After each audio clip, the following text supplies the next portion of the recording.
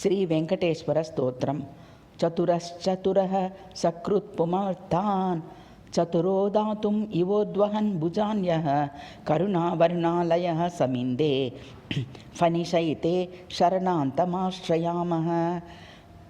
नमस्कर्मा कुर्मोस् नटजनमनोभीष्टघटना पटियांसं शेषच्छितिधरशिरोभूषणमणिं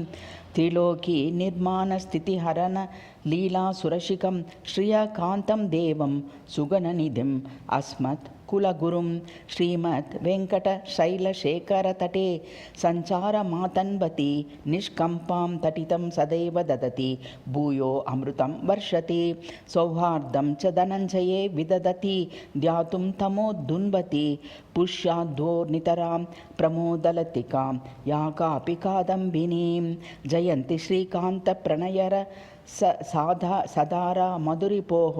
कटाक्षः कारुण्यामृतजलधि कल्लोलनिकाराः त्रिलोकी कल्याणप्रणयन महाकल्पविटपाः श्रितस्त्वान्त्वान्त प्रशमकरणादिदित्यकिरणः